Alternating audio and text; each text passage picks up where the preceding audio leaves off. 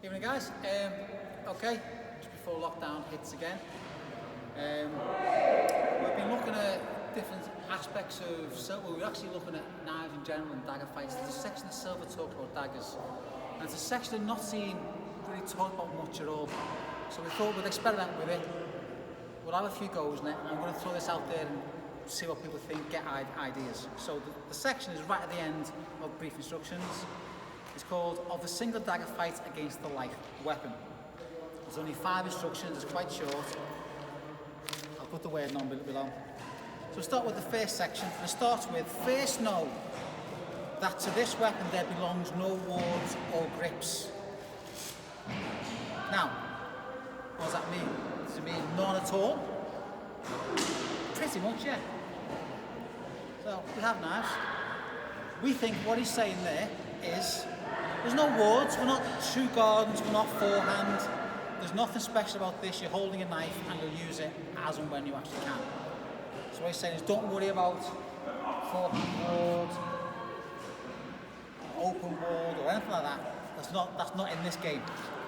No wards or grips. Now we know in a knife fight grips might come into it, but he's right as in from the very outset saying we don't want to be thinking like that, because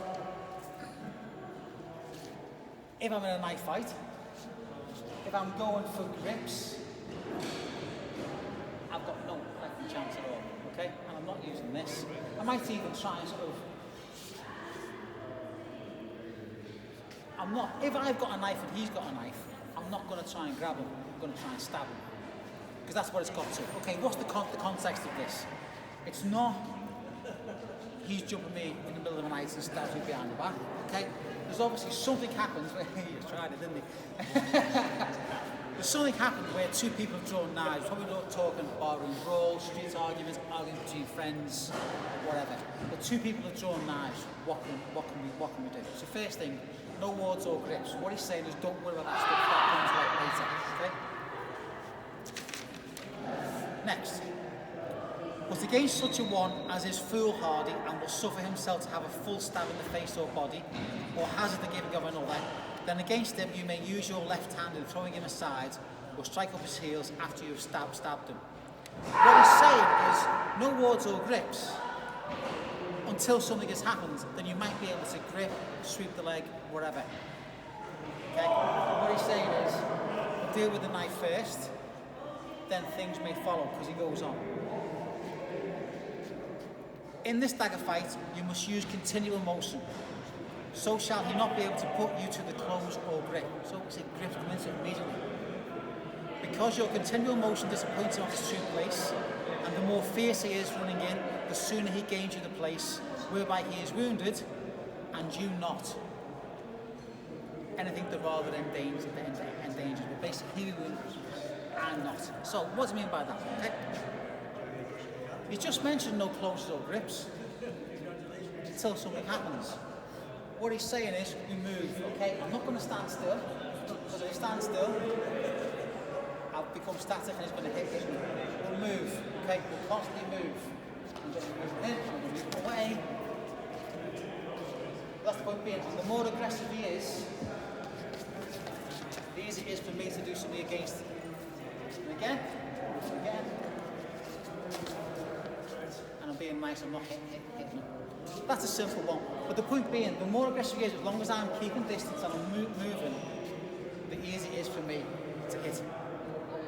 Now, that doesn't mean we wait for that hit, that comes later, but what he's saying is, you be the patient agent, make them be the impatient one, and then all your ground governors come back in. So far, okay, makes sense. He then goes on to tell you how to move. The manner of handling your continuing motion is this. Keep out of distance and strike or thrust at his hand, arm, face or body that shall press upon you. And if he defends blow or thrust with his dagger, make your blow or thrust at his hand. Okay, so what he's saying is I'll keep moving, yeah? And for whatever reason, as I'm moving, if something presents itself, so if he gains me the place or I win the place, okay, I can can go for it. Stab, cut, whatever. But what happens if he tries and stop me, okay? So again, I think I've seen an opening. I go for it, and he stops me. Point being, he's just moved his hand into a lovely place. So as I go for it, hand comes in, I'll get that instead. General rule, if I go for something and he tries to block it, all he's done is he's protected the hand if he tries to block. No wards, as in trying to block with knife against knife, you're probably just going to get your hand slashed or stabbed or battered or whatever. These are general rules, everything has exceptions, but he's giving you ideas to start to play with. Okay? So, fourth section, here's the tricky one, or is it? So he's told you to keep moving, he's told you how to target, he told you how to deal with aggressive, it's all within the grounds of governors, it's all general good, solid, sensible, silver stuff. Number 4, if he comes in with his left leg forwards or with the right, do you strike at that part as soon as it shall be within reach? Remembering that you use continual motion in your progression and re-aggression according to your twofold governors. Twofold mind. We'll have that, yeah, it's fine. So, left leg or right leg, yeah? Do you strike at that part as soon as it shall be within reach? Does he mean, if his right leg is forward, I go for his right leg? Of course not. Absolutely not. Even if I'm not within reach of that. Okay. Doesn't mean go for the right leg. We've experimented with this, and my interpretation is he's given you a very, very simple way to think about how to deal with an aggressor with a knife. Now, it's very simple. All for me, and we've experimented, we've tried doing this at speed and with aggression, and again, the more aggressive the other person is, the easier this actually gets. What he's saying is, if I'm squaring off against the knife, whatever leg is forward, I'm going to attack that side, or defend that side, until you want to think about it. But for now, he's being the aggressor, he's coming towards me. I know this leg is forward, so I can keep me focused here, and I can hit.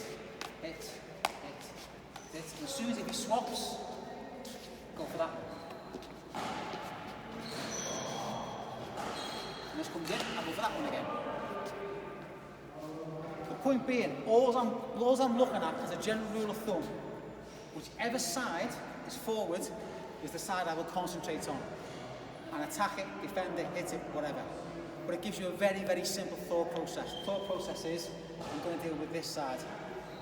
If he swaps and goes with more sort of a staccato, but he pulls the weapon back, and this hand's ready to do something, fine. All I do is I start going for this side. And if I go for that and then this comes out, that's no problem, because he's already told you in the section above how to deal with that. So it's quite simple. My thought process is quite simple. I'm going for that side. I'm going for that. No problem, because you've got time. Again, experiment with it, try it. It worked for us, and we picked up speed, and it just worked even better. The 5th final. Although the dagger fight is thought a very dangerous fight by reason of the shortness and singleness thereof, yet the fight thereof being handled as is aforesaid, is as safe and as defensive as the fight of any other weapon. This ends my brief instructions. All he's saying is, follow the simple rules, follow the grounds and governors, and you can keep yourself safe. Just a quick aside at the end. I don't know. Just because it's a bit safer for him. We'll try and keep it within camera, but if mouth picks up the speed, so on. It's really, I felt quite comfortable, just keep attacking that. Now I know it's hand sniping. This is just an exercise, okay? It's just hand sniping, nothing wrong with that, because it's knives and I'm slicing around. Point being, it gives me a place to start. We start just a quick aside at the end, we start thinking, does this apply in different ways? What if I didn't have a knife? And he did. Does the general rule still hold? Sort of. So if he goes for this general attack, as I'm keeping distance, as the attack comes in, I can't use the general rule just to try and keep himself safe and try and move in. He's got a knife I haven't, it's dangerous. If he goes the other way around, there's no point in me going for this, I'm going to get stabbed. So what I can do, with the legs there, so when he comes in, I can start to annoy him. Just keep going for the knee, keep it out. I'm not hitting him, but in reality I'm going for kick, kick. And if you use the whole savate thing, I can keep the leg back, kick. And eventually either he's going to get really annoyed and try and dive in, in which case we then go back to the basic rules, or we'll try and back off, and as he goes, I can follow me. Again, I haven't got a knife. I am really in trouble, so we're giving you ideas. 9 out of 10, I'm probably going to get really badly hurt. Anyway, just go through the knife section, something that people don't generally do with silver. That was our experimentation. We'll keep working with it. You keep working with it. Tell me how you get on. Thank you very much.